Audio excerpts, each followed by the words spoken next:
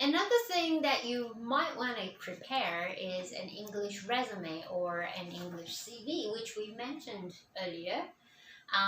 Because for some companies, if you are looking for like a secretarial job, like a secretary or an assistant, 助理, or a kind of like 秘书, that kind of a job, then they will probably ask you for an English resume and they will give you an English interview.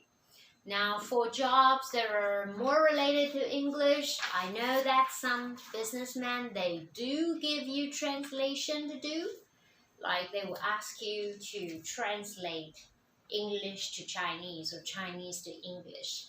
So, oh, and by the way, when you go to the interview, your TOEIC score is going to be also one of the best things that you should have with you. Okay, if you scored pretty well, like 500, 600, or even more, 700, okay, or 800, that would be even better. Okay, these would also add points for you to get a job. Okay, point number 9. When you go to an interview, remember to ask questions. Now, going out there to get a job is totally different from being a student in class. Now, I know how you guys are when you're in class. A lot of you just sit there. Some of you just wander off. Some of you concentrate. Some of you are always focusing very seriously in class. But one thing that I've realized that is a lot of you guys don't actually speak up or talk about your personal opinions so much in public. But in the real world, when you get a job, you need to ask questions if you have questions, because no one has the patience to wait for you. Okay, so in the real world, when you feel like you really need to find out about something, please do it, because that is like, something that you should learn to do as a young adult. Be more active about the things you're doing. Be more active. Yeah. Okay, and don't be afraid to ask questions. Number 10. Okay, most of our classmates in our classes are all mostly girls, I reckon, although we do have some boys. Last thing that I'd like everyone to pay attention to is safety. Safety is very important when you go for job interviews or when you apply for a job. Research on the company first. So it's very convenient now. We have Google, we have like the internet to help us out.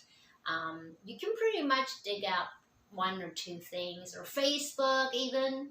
Like if you know that you're meeting someone and you want to know more about this person, you can probably find this person somewhere on Twitter or Facebook or maybe IG. I am not sure, but you can always do some research before you go to the business for an interview. Okay, the second thing is some people get jobs because their neighbors or their friends told them about it. That's also a good way. Okay. Now, if you're not sure about a job opportunity, it's always good to ask a friend to go with you.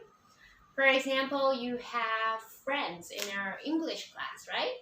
So some of you are quite shy. So if you feel like, I'm not sure about how to, get to there or really get my interviews done, then you should maybe ask a friend, or maybe your dorm friends, like 室友, to go with you, to be on the safe side. Okay.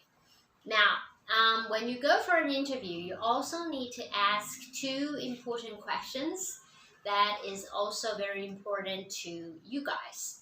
One is, of course, the money. Okay. So if it's a salary job, 月薪, and you need to figure out what the base salary is, because a lot of jobs come with base salary and then a bonus. So it depends on the jobs you get. But if you're working for a restaurant or hotels and stuff, they're usually by wage, 时薪. Okay. Now here's another thing. In Taiwan, the government gives like workers labor insurance. We call it 劳保, right? So when you actually get a job, you can also ask the company to give you 劳保, all right? Or maybe health insurance, 健保, something like that. This is also to protect yourself.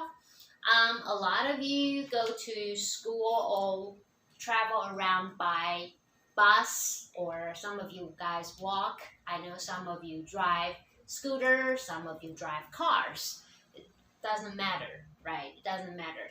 But let's say if something bad happens to you on the way to work, labor insurance will definitely be something that will actually give you some money for your losses. So this is there to protect you, labor insurance, okay? So make sure you ask your business whether if they provide labor insurance.